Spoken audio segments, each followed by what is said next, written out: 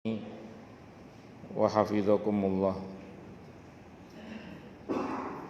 Wabil khusus segenap pengurus masjid Baitur Rahim Villa Taman Kartini yang semoga pengurusnya dan jamaahnya selalu dalam naungan rahmat, barokah, perlindungan serta bimbingan Allah Subhanahu wa taala.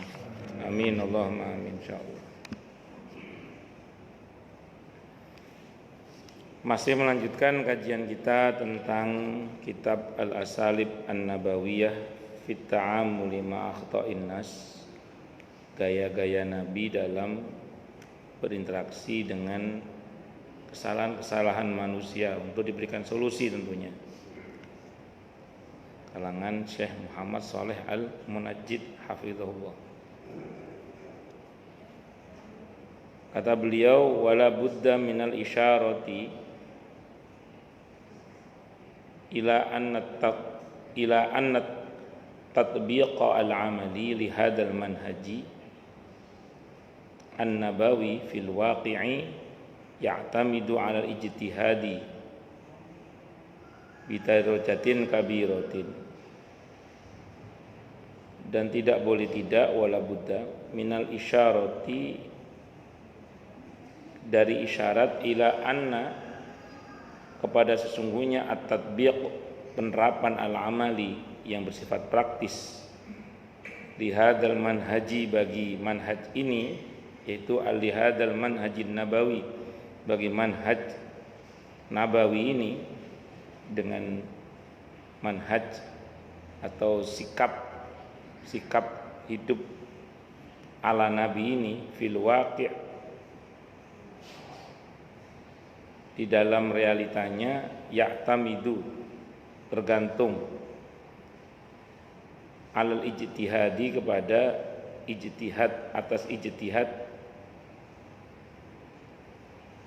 bidarajatin kabiratin, dengan derajat yang besar.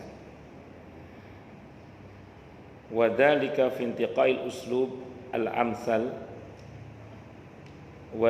wadzalika, dan semua itu fintiqail uslub, di dalam memilih uslub, gaya-gaya al-amsal yang lebih serupa, fi dzarfi, dalam keadaan, wal hadasi, dan kejadian, wal hasil, dan hasilnya. Wa man kana faqihun nafsi, dan siapapun orang yang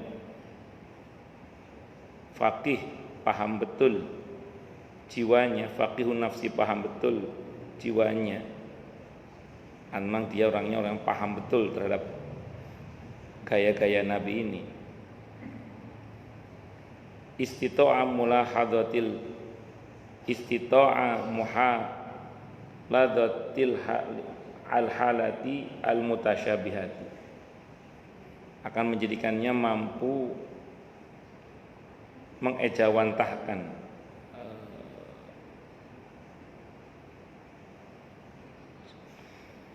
akan menjadikannya mampu melakukan pengawasan terhadap keadaan-keadaan yang serupa, wal ahwal al mutaqaribah, dan keadaan-keadaan yang mirip, berdekatan. Fayantaqiya min hadzal asalib an-nabawiyyah ma yulaimu wa yuwaim, maka dia akan memilih dari beberapa gaya-gaya Nabi ini apa-apa yang sifatnya akan memperbaiki dan sesuai. Maksudnya gini nih, maksudnya kan kita ini baca sirah nabawiyah, Kalau kita baca sirah Nabi itu, sejarah Nabi itu untuk mempraktekkan apa yang terjadi di masa Nabi dengan kejadian di masa sekarang, itu kita butuh pemahaman yang ekstra, guna bagaimana caranya apa yang terjadi di masa Nabi itu bisa diterapkan sekarang gitu. Nah, itu maksudnya begitu. Jadi memang butuh ijtihad yang ekstra. Bidarajatin kabiratin tadi itu butuh ijtihad yang ekstra. Tadi yang ada kata-kata ya'tamidu al-ijtihadi bidarajatin kabiratin tadi. Jadi butuh ijtihad yang ekstra untuk bisa menerapkan apa yang dulu pernah Nabi lakukan di dalam konteks kekinian. Contoh misalnya ya, dulu Nabi itu kan punya masyarakat Madinah. Punya masyarakat apa? Madinah. Nah, dalam konteks kekinian kita ingin menciptakan masyarakat madani. Masyarakat madani itu masyarakat yang mirip masyarakat Madinah. Nah, bagaimana caranya bisa menerapkan konsep Madinah di masa Nabi di pada tataran konsep Madinah di zaman sekarang? Nah, bagaimana caranya? Nah, itu butuh ijtihad yang ekstra. Atau bisa juga atau bisa juga ini ada masalah di zaman sekarang ini misalnya. Nah, kira-kira masalah ini dulu di masa Nabi ada nggak yang mirip dengan kejadian yang sekarang terjadi? Dulu solusinya bagaimana? Nah, gitu. Itu dalam mempelajari sirah itu dibutuhkan begitu. Sebenarnya pelajaran yang paling gampang itu ya pelajaran sejarah, karena nggak usah mikir sih. Kalau fikih kita masih mikir, kaidah fikih kita mesti mikir. Ilmu tafsir kita mesti mikir, tafsir sendiri kita juga harus mesti mikir. Tapi kalau belajar sejarah itu kita kan tinggal mempelajari apa yang sudah terjadi. Nah, itu lebih mudah sebenarnya. Cuman yang membutuhkan tenaga yang ekstra itu ya tadi, menerapkan hasil bacaan kita tentang informasi sejarah itu untuk diterapkan dalam kehidupan sehari-hari kita dalam konteks kekinian. Nah, itu yang butuh ijtihad yang ekstra. Itu yang berat itu di situ itu. Dan atau menganalisa realita yang ada untuk dicari persamaannya di masa lalu, terus solusinya bagaimana? Itu seperti itu. Ini contoh aja ya, contoh. Kan sempat heboh di DKI itu kan dulu ada 9 naga atau apa, saya nggak paham. Itu. Ada istilah apa 9 naga katanya. Saya ketika orang nyebut 9 naga itu, seingat saya di sini saya juga pernah bilang, oh itu bukan 9 naga, 9 cacing.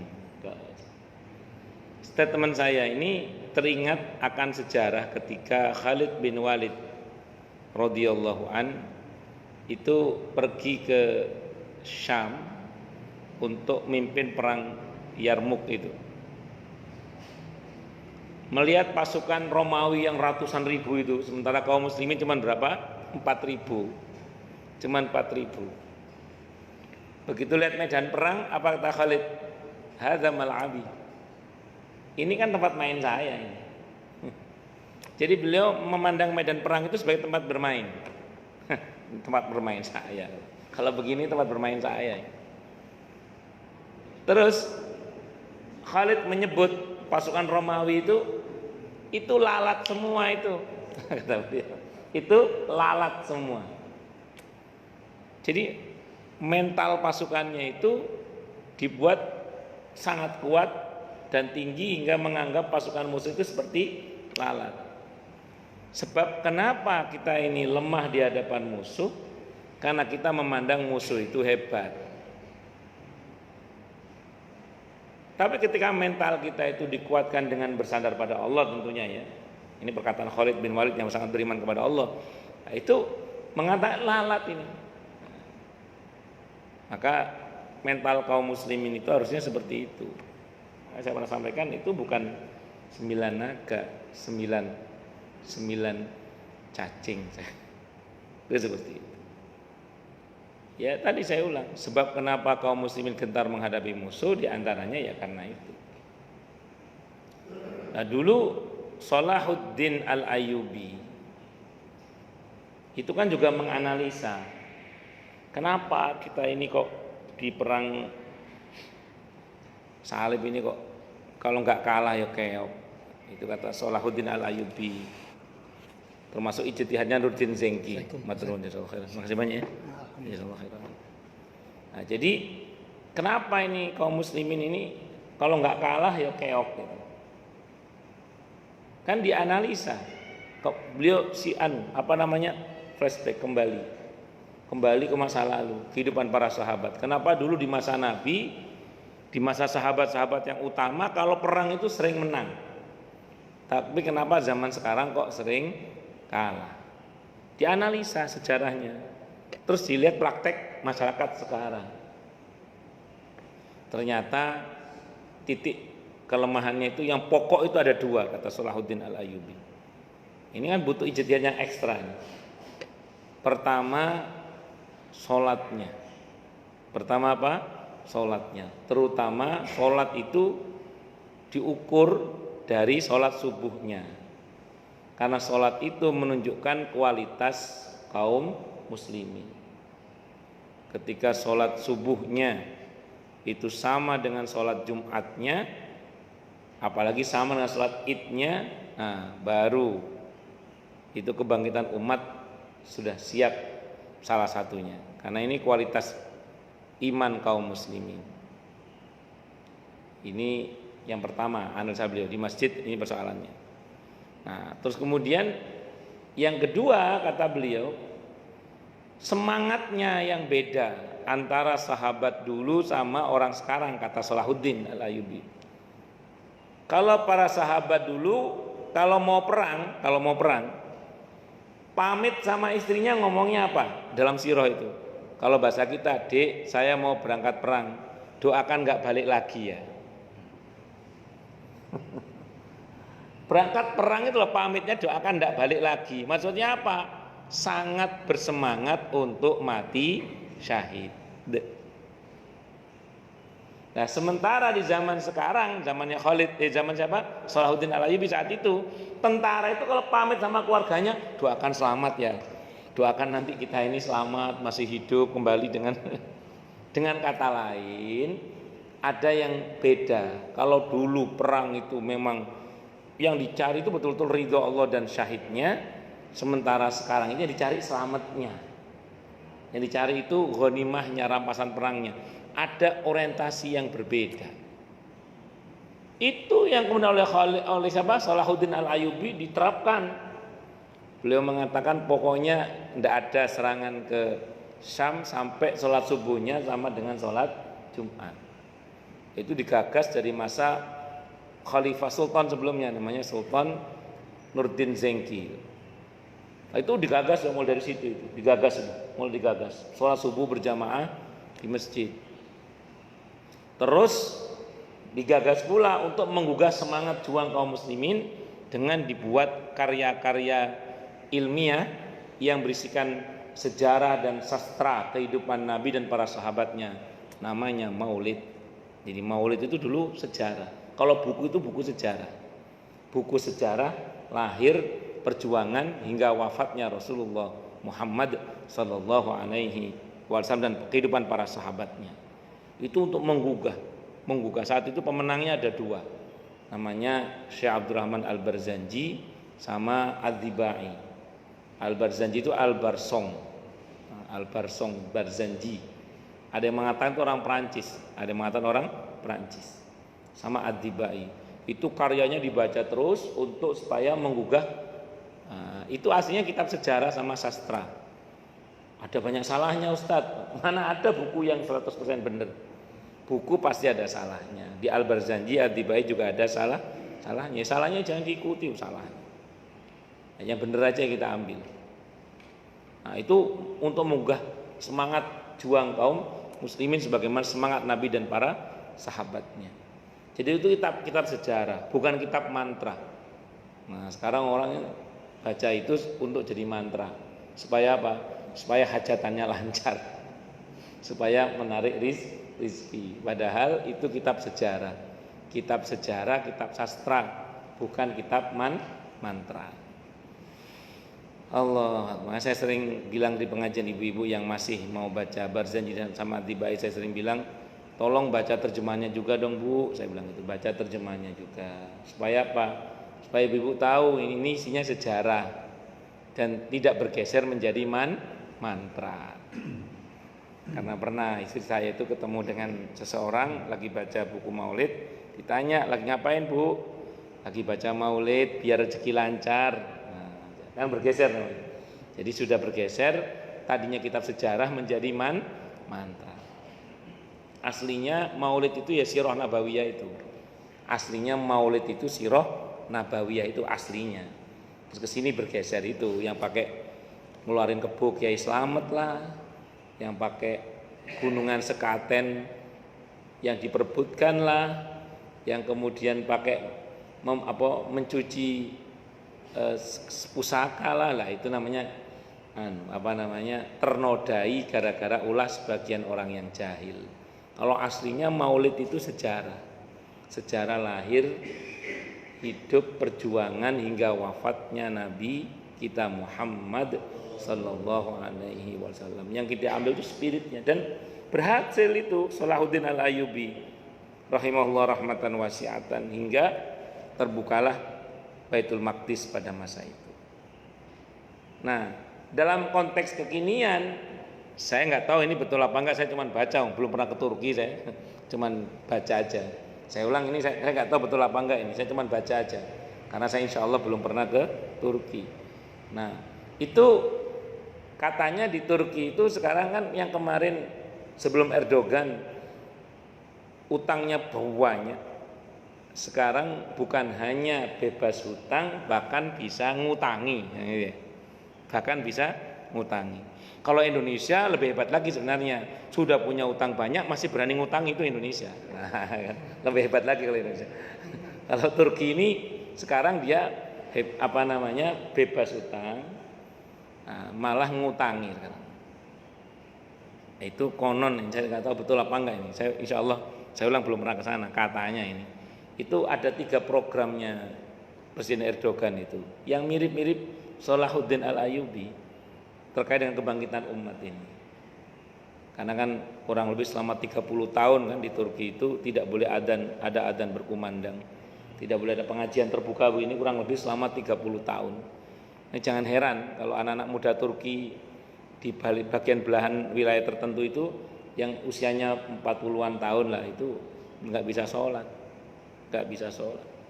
Mungkin Anda pernah mengalami ini, saya juga katanya, ini kata jamaah saya yang pernah ke Turki itu, gaibnya itu kadang nggak sholat Ustaz, kadang karena nggak ngerti caranya sholat, karena saking tidak adanya pengajian kurang lebih selama 30 tahun ketika dipimpin oleh siapa itu Pak Kemal Atatürk Tasawwur.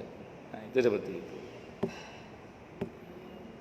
Singkat kata singkat cerita, programnya 3 itu. Ini mirip-mirip programnya. Pertama, sholat subuh berjamaah di masjid, terutama karena waktu subuh ini Allah yang bilang, aqimis sholata liduluki syamsi ila ghasaqil laili wa qur'anal fajr inna qur'anal fajri kana masyhuda. Jadi waktu subuh ini disaksikan oleh para malaikat, dengan kata lain kalau kita berdoa itu diaminkan oleh para malaikat. Makanya waktu yang mustajabah ya waktu subuh ini diantaranya. Dan ini waktu pertukaran para malaikat antara malaikat malam dengan malaikat siang. Makanya manfaatkan untuk berdoa waktu subuh. 1. Kemudian yang kedua, sodako. Jadi menggalakkan sodako, mengundang pertolongan Allah dengan apa? Sodako. Nah, ini yang kedua ini. Jadi pertama sholat subuh berjamaah di masjid, yang kedua sodako, dan yang ketiga, nah ini yang terakhir, itu ekonomi kerakyatan. Jadi ekonomi yang memihak kepada rakyat. Yang menarik itu yang pertama sama yang kedua itu loh. Itu kan masalah negara, solusinya dicari pakai pendekatan ilahiyah, dikonkretkan dalam bentuk langkah yang ketiga, adanya gerakan ekonomi yang memihak kepada rakyat. Saya itu sebenarnya ya rindu sekali ada pejabat tinggi negara kita itu ketika ada masalah itu ngomongnya kayak gitu. Saudara-saudara, negara kita sedang diguncang masalah, mari kita giatkan sholat tahajud. Wah gitu. Saya pengen ada menteri ngomong gitu, menteri aja, saya presiden lah, menteri aja. Kalau presiden kan nggak tahu lah, menteri lah paling nggak yang ngomong gitu. Pengen itu saya. Sayangnya jarang. Kalau kepala-kepala daerah masih ada lah, alhamdulillah, masya Allah lah. Kita masih punya kepala-kepala daerah yang soleh itu masih banyak lah, alhamdulillah. Tapi yang pejabat-pejabat tinggi dalam skala nasional itu, saya tunggu-tunggu. Kalau punya masalah negara itu di samping pendekatan ilmunya tetap dipakai. Bagaimana pendekatan ekonominya, pendekatan politiknya, bagaimana pendekatan hukum internasional itu tetap dipakai ilmu-ilmu begitu. Cuman pendekatan langit itu loh, ya dipakai juga gitu loh. Wong kita ini negeri yang mayoritas muslim. Saya itu betul pingin ada sekelas menteri lah paling enggak, kalau memang misalnya presiden nggak bisa ngomong ya paling enggak ya menterinya lah ngomong. Mari untuk menyelesaikan masalah kemelut di negeri ini kita maksimalkan sholat tahajud. Mari kita galakkan khatmul Quran. Mari kita perbanyak baca sholawat dan beristighfar. Saya pengen ada menteri ngomong gitu itu. Sudah sama menteri agama lah kalau memang dia masih sibuk dengan itu. Paling enggak menteri sopo liyane lah sopo. Saya membayangkan begitu. Membayangkannya itu begitu. Tapi ya sayang, ini bayangan ya cuma tinggal bayang. Di negeri yang mayoritas muslim malah hampir tidak pernah kita mendengar dari pejabat tinggi negara ini untuk mengatakan penyelesaian negara ini melalui pendekatan versi langit. Nah, ini sayangnya ini. Kecuali nanti kalau jadi ya infrastruktur lah langit itu persoalan lain nanti. Kita teruskan lagi. Saya enggak bahas itu, saya bahas yang lain aja. Nah, itu ya wallahu alam bisawab. Saya pikir infrastruktur langit itu mau digalakkan istighosah gitu, saya pikir gitu. Ternyata sama fisik juga tuh. Enggak, saya cuma ngomong aja ini, enggak ngomong yang lain-lain. Tolong jangan dikaitkan dengan bulan April, enggak ada hubungannya. Kecuali dihubungkan itu persoalan lain.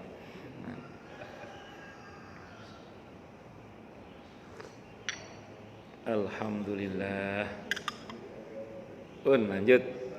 Ya itu ya. Jadi kalau kita baca sejarah, kalau kita baca sirah, pertama kita harus cerdas memahami konteks yang ada di masa itu untuk bisa diterapkan di masa sekarang. Berarti kita juga harus punya kecerdasan analisa, membaca sekarang, keadaan sekarang, untuk supaya konsep langit yang di masa lalu itu bisa diterapkan di masa sekarang ini. Tadi saya contohkan Turki tadi, mulai dari zaman Nabi Salahuddin Al-Ayyubi sampai zaman Turki Utsmani atau Turki yang sekarang. Itu contoh, ini contoh aja.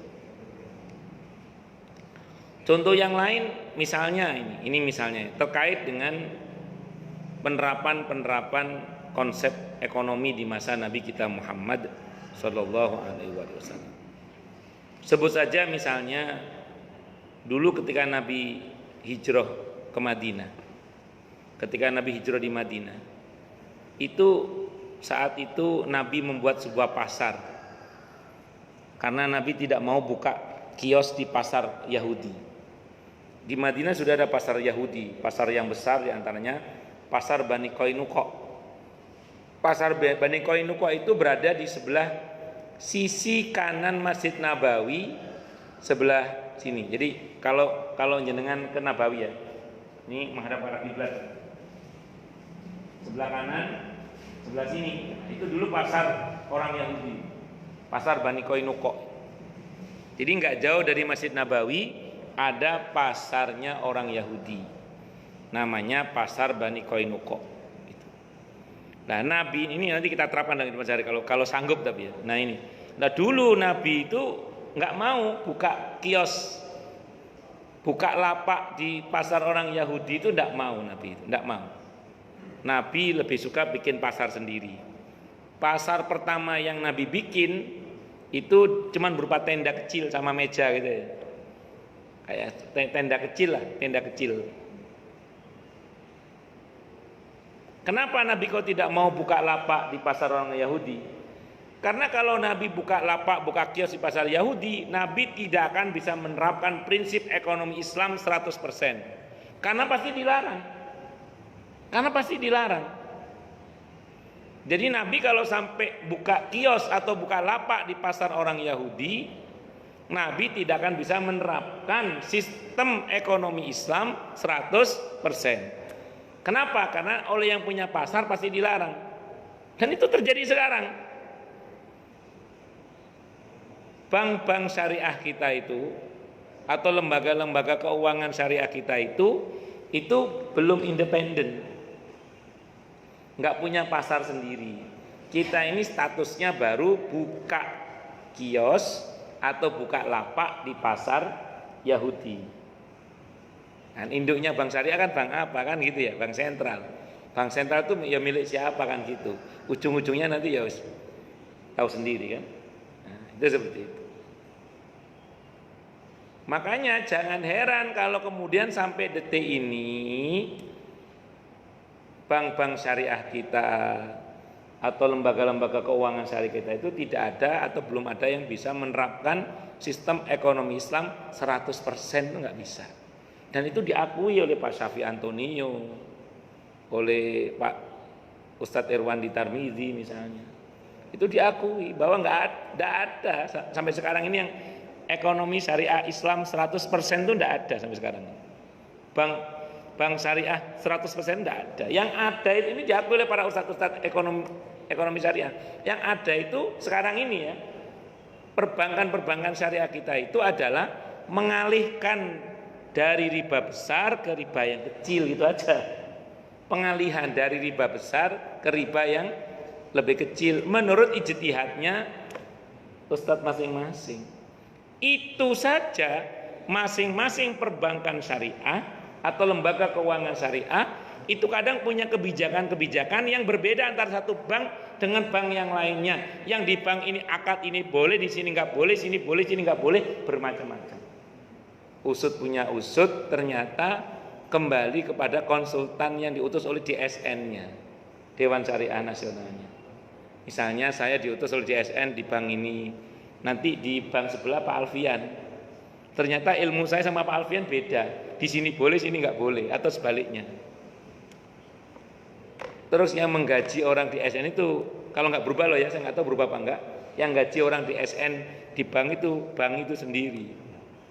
Nah, harusnya kan yang gaji di SN langsung. Jadi bank itu bayar ke DSN yang bayar orang itu. Lah kalau bank langsung yang bayar, dirutnya punya kebijakan itu nggak cocok sama ilmunya, mau nentang pekewo, gimana? Nggak enak nih Pak Bos ya, repot. Itu mental.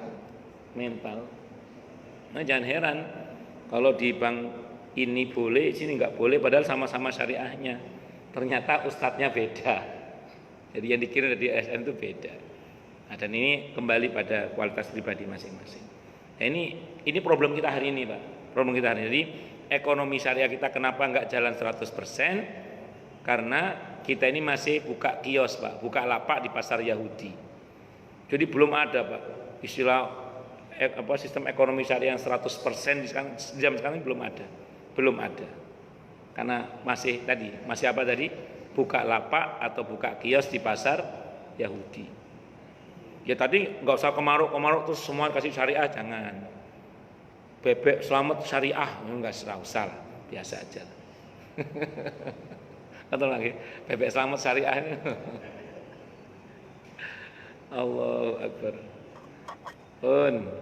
Kan sekarang ini orang lagi, ya satu sisi saya senang sih orang senang sama sunnah. Tapi semuanya kasih nama sunnah, bengkel sunnah, laundry sunnah.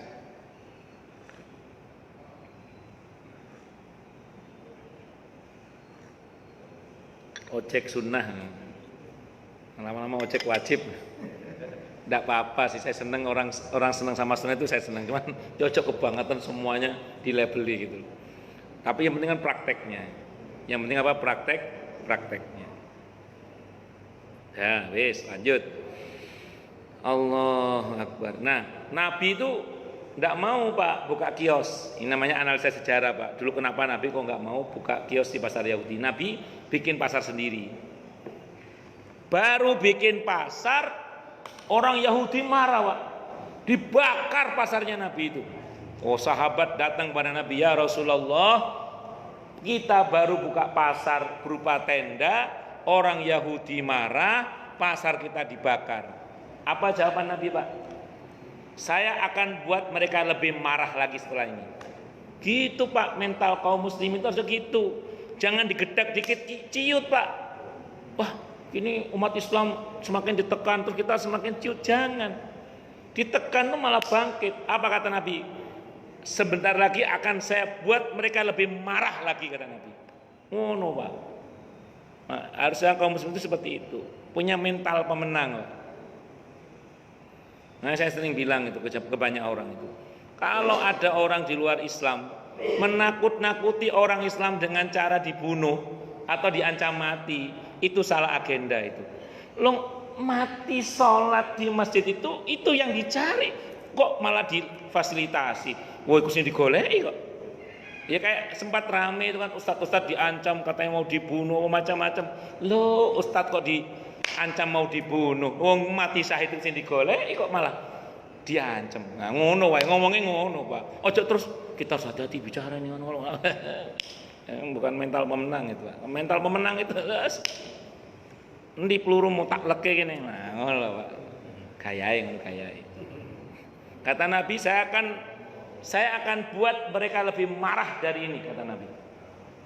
Anda tahu nggak berikutnya apa? Yang tadinya pasar Nabi agak jauh dari pasar pusat pasar orang Yahudi, gara-gara orang Yahudi membakar pasar Nabi, Nabi bikin pasar face to face, berhadapan dengan pasar orang Yahudi. Kalau saya bilang tadi pasar Yahudi di sebelah sini, pasar kaum muslimin berhadapan seberang jalan. Wis ayo depan wis. Ngono Nabi itu, Pak. Kemarin agak jauh wis rada njaga perasaane wong Yahudi lah ya. Wis dijaga perasaane, Nabi agak jauh dibakar. Nantang dari Nabi. Langsung Nabi bikin pasar face to face, berhadapan dengan pasarnya orang Yahudi. Depan langsung, Pak. Langsung konfrontasi langsung wis. Wong iki ngwapleki ya wis.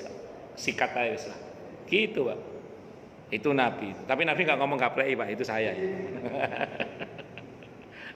Allahu Akbar. Udah gitu. Wah, akhirnya bikin face to face, berhadapan langsung pasarnya Nabi dengan pasarnya orang Yahudi. Jadi dari dulu, Pak, kalau umat Islam sholat nggak diganggu, kalau umat Islam saum nggak diganggu, umat Islam baca Quran nggak diganggu. Tapi kalau umat Islam mulai berpolitik, berekonomi, orang di luar Islam itu rada ketar-ketir, Pak. Rada ketar-ketir.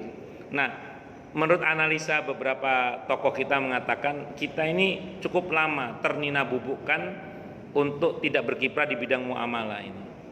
Makanya jangan heran kalau kita di kampung-kampung masih banyak menemui surau-surau itu kajiannya ya cuman fikih-fikih ibadah, Pak.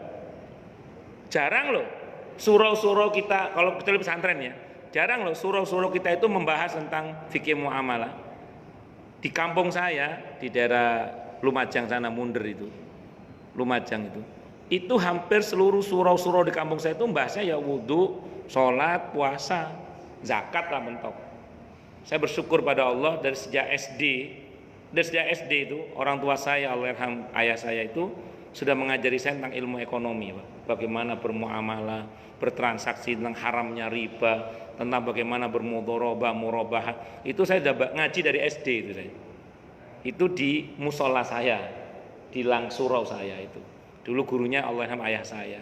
Di saat banyak musola yang nggak bahas itu, musola saya udah bahas itu. Nah itu ternyata memang kita ini ternina-bubukkan kurang lebih selama berapa? 1000 tahun kata para tokoh-tokoh kita itu. Kalau saya nggak salah Pak Syafi Antonio apa yang ngomong itu kalau nggak salah. Kurang lebih 1000 tahun kita ini ternina-bubukkan tidak pernah membahas masalah muamalah. Sekarang mulai bangkit, Pak. Nah, saya ulang ya, kalaupun tadi saya mengkritisi perbankan syariah, saya tidak membenci syariahnya loh ya. Justru saya bahagia kesadaran untuk bersyariah itu muncul. Saya bahagia karena kesadaran bersyariah itu muncul, cuman memang masih banyak yang harus diperbaiki. Salah satunya ya tadi, kita ini masih buka kios, buka lapak di pasar Yahudi. Belum punya pasar sendiri, Pak, kita ini. Nah, itu diantaranya. Allahu Akbar. Ini contoh analisa-analisa sejarah ya. Ya bagaimana dulu di masa Nabi terus mempraktekkan dalam konteks kekitaan bagaimana sekarang kita ini. Ya wes, nyatanya memang kita belum punya cukup nyali lah untuk bikin pasar sendiri. Jangankan bikin pasar sendiri, bikin mata uang sendiri aja kita nggak ada yang punya nyali sampai detik ini. Sempat Brunei Darussalam itu punya ide untuk membuat mata uang logam mulia dinar atau dirham. Cuman kayaknya nggak lama ide itu, karena baru ide dan wacana, rupanya induknya nggak setuju itu, Inggris maksudnya. Nah, itu nggak setuju kayaknya, makanya terus kemudian nggak jadi. Jadi kita itu digertak dikit aja udah nggak jadi. Ya, ada yang ngomong ke saya gini, kalau zaman sekarang nggak mungkin Ustadz kita bisa bikin uang dari logam mulia karena akan menguras banyak tambang emas dan gitu. Saya bilang kalau Allah ridho, menurut saya nggak ada yang sulit untuk merubah keadaan yang berada di bawah perut bumi untuk menjadi emas semua. Karena dari tanda-tanda akhir zaman saja masih ada emas yang belum keluar, yaitu emas yang berwarna hitam. Loh, udah keluar Ustadz, itu minyak-minyak itu ya, itu kan takwilnya. Jadi emas berwarna hitam itu kan kayak minyak, uranium, itu kan takwilnya. Kalau yang aslinya emas hitam itu kan juga diyakini oleh para ulama. Ya kayak Dajjal kan belum muncul, Dajjal fisiknya Dajjal kan belum muncul. Walaupun sistem Dajjalnya sudah di mana-mana. Sistem Dajjalnya sudah di mana-mana, tapi Dajjalnya belum muncul. Yang emas hitam itu yang ditakwilkan sebagai emas hitam kayak uranium, minyak ya sudah keluar semua. Cuman kan yang emas hitamnya itu kan belum keluar betul. Padahal itu para ulama meyakini ada emas warna hitam itu. Cuman kapan kan kita belum tahu keluarnya. Itu karena itu tanda akhir zaman. Allahu Akbar. Ini diantaranya. Itu contoh analisa yang kedua ya.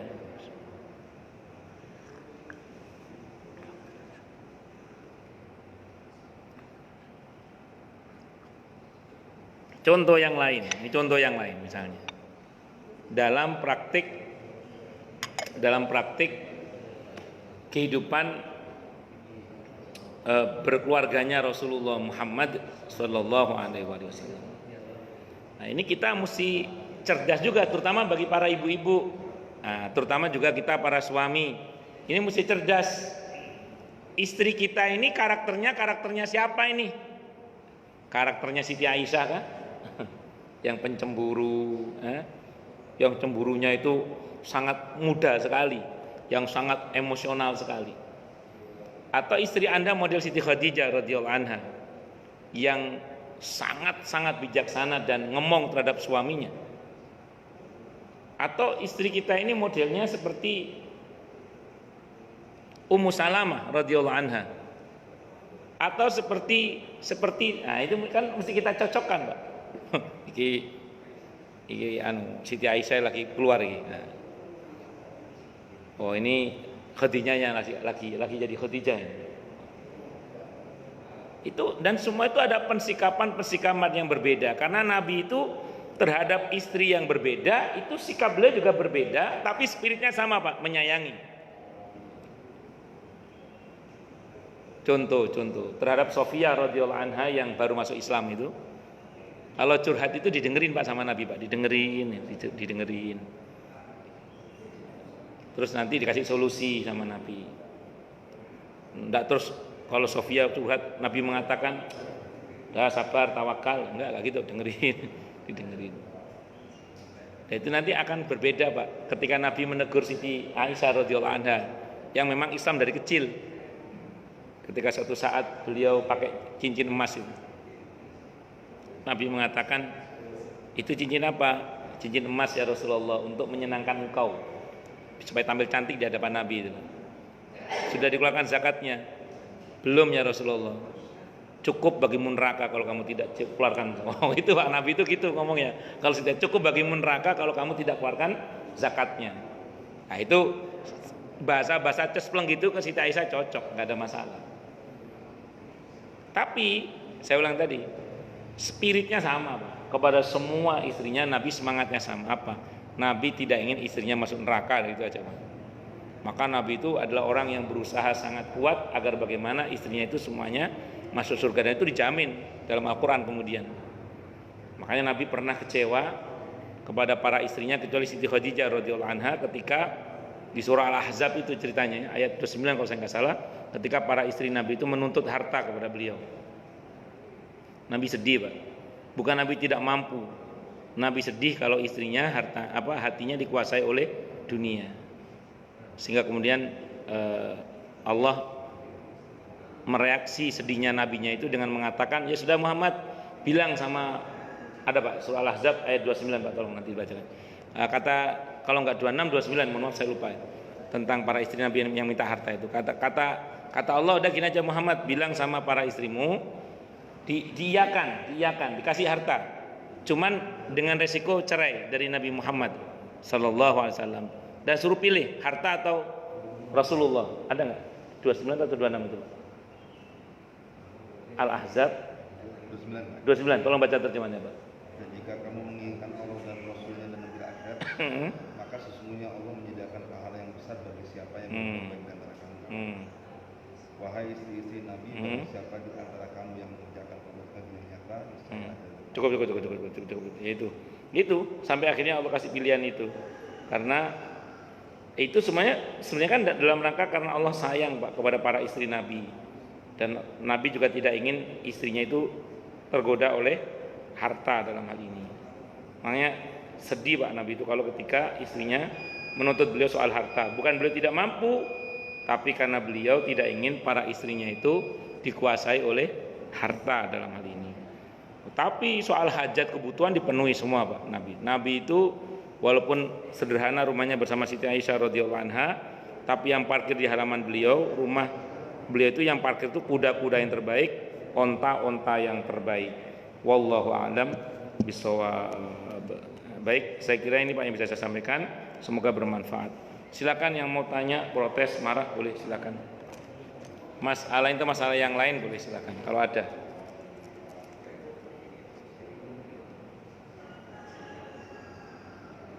Ada? Jelas semua?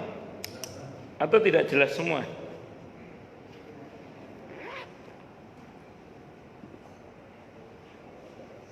Loh, jelas semua ya? Ya wis kalau jelas semua. Kenapa? Oh gitu ya. Jadi nggak ada perbandingan karena cuman satu. Baik, nanti kalau nambah ya silakan dibandingkan ya. Kita tutup dengan hamdalah. Alhamdulillahirabbil alamin. Semoga kajian kita bisa bermanfaat, mubarakah fid dini wad dunya wal akhirah.